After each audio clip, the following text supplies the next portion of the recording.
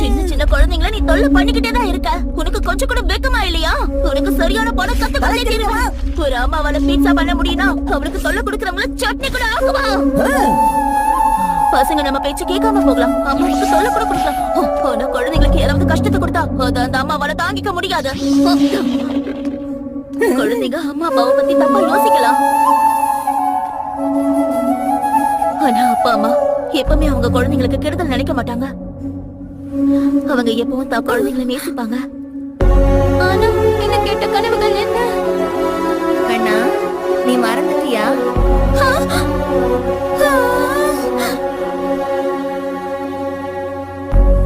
நான் தான் உன்கிட்ட சொல்லிருக்கேன்ல, பாக்க உன்னை எப்போதும் கெட்ட கனவுகள்ட்ட இருந்து காப்பாத்திக்கிட்டே இருக்கும்.